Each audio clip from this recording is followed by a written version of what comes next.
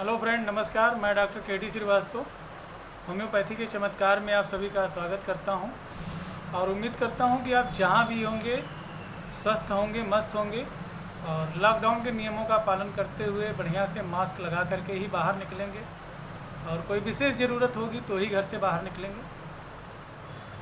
मित्रों, ये जो समय चल रहा है, इस समय में अगर जो ज़रा सा भी किसी को सर्दी जुकाम बुखार हो रहा है, ज़रा सी छींक आ जा रही, ज़रा सी खांसी आ जा रही है, तो इंसान एकदम परेशान हो रहा है। जबकि इसके पहले भी लोगों को सर्दी जुकाम बुखार इस मौसम में जनरली हो ही जाता था। ऐसा नहीं था कि आज पहली बार हुआ है।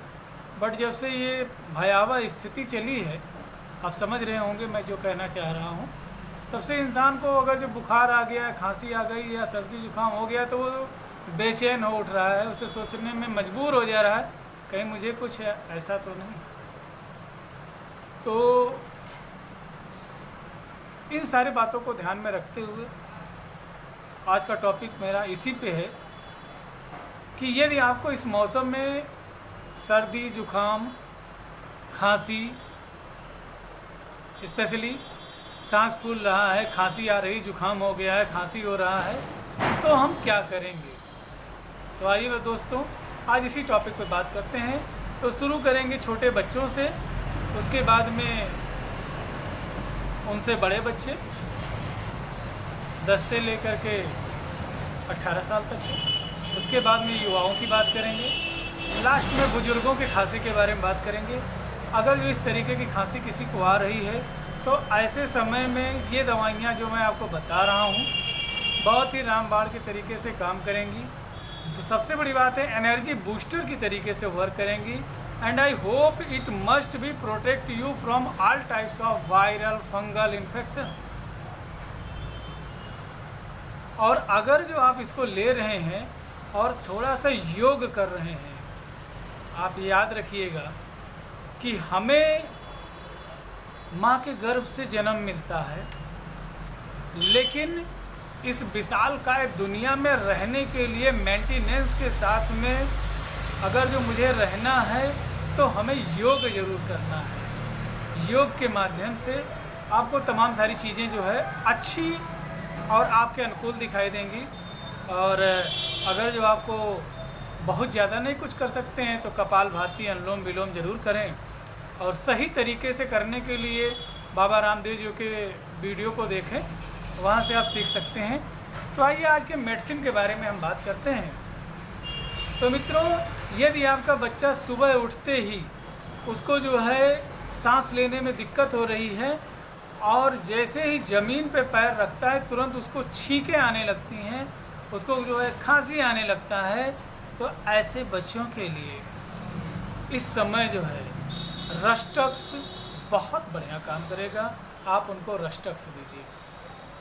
यदि आपका बच्चा दुबला पतला है और उसको जो भी दिक्कत होती है, सफोकेशन, सांस लेने में दिक्कत, या जो है वो नीला काला पड़ने लगता है रात में सोते समय, अगर जो स्पेशली उसको खांसी आ रही है या टाइमली उसको खांसी आ रही है, दिन में 1 से 2 के बीच में, या एकदम बिल्कुल स्पष्ट है कि जैसे ही रात के 6 बजेंगे या जैसे रात के 8 बजेंगे, ऐसे रात के 10 बजेंगे बच्चे को खांसी आने लग रही है, तो ऐसे बच्चों के लिए आर्सेनिकम एल्बम बहुत अच्छी दवा है। उनको आर्सेनिकम एल्बम दीजिए और दिन के समय में ब्राइनिया दीजिए। मैं उम्मीद करता हूँ बहुत बढ़िया रिस्पांस मिलेगा।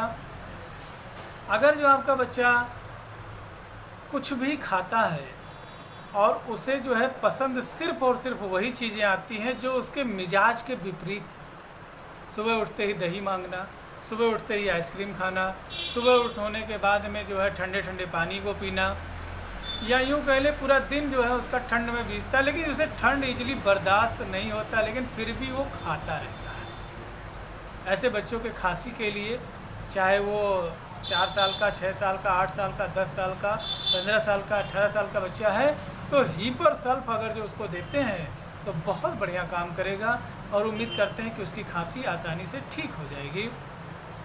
अब रही बात यह है कि अगर जो आपके बच्चे को यही नहीं आप समझ पाते हैं कि किस तरीके से खांसी हो जाती है, क्यों खांसी होती है, क्या कारण है खांसी होने का, तो कुछ ये समझ में आया कि धुएं की वजह से खांसी आने लगती है। किसी को ये समझ में आया कि जो है स्कूटर से लेकर के गए थे तो खांसी आने लगी थी। किसी को समझ में आया कि खाना बना रहे थे, बच्चा वहाँ चूल्हे के पास बैठा था तो खांसी होने लगी थी। यानी I mean want to say that if you are suspected that your baby must be suffering from allergic cough, तो भाई उसको दीजिए ना R9 या R84 दीजिए, बेस्ट मेडिसिन फॉर दो टाइप्स ऑफ एलर्जिक कफ।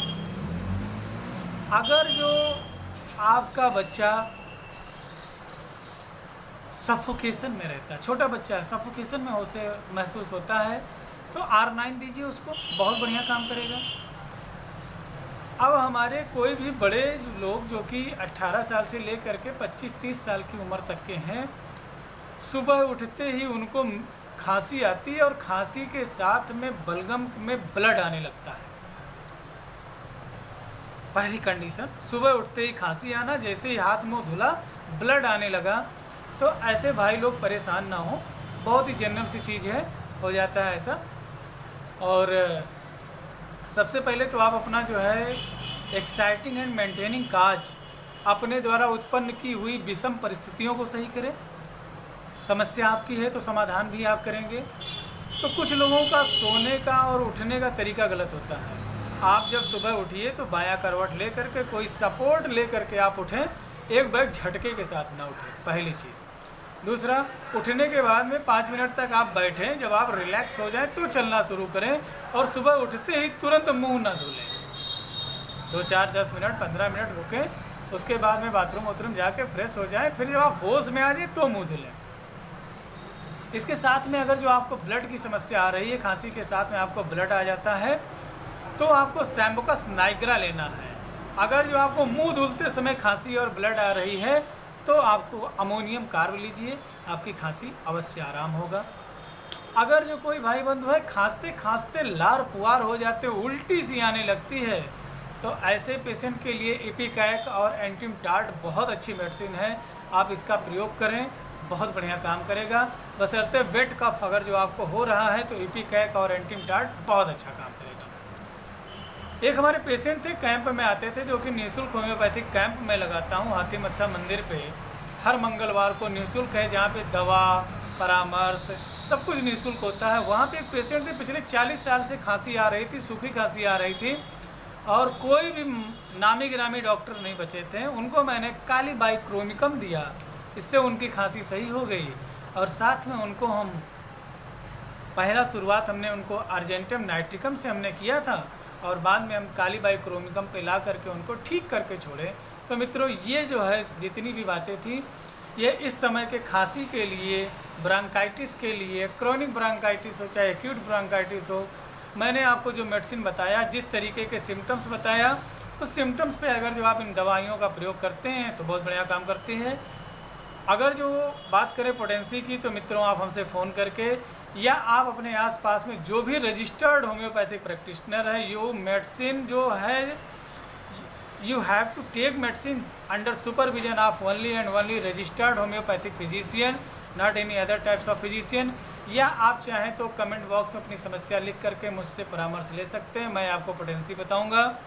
मित्रों, यदि आपको मेरा चैनल अच्छा लगता है, मेरी बातें से संतुष्ट हैं, तो मेरे वीडियो को प्लीज़ शेयर करें, कमेंट करें, सब्सक्राइब करें, अपने मित्रों में भेजें। जय हिंद, जय भारत, जय होम्योपैथी।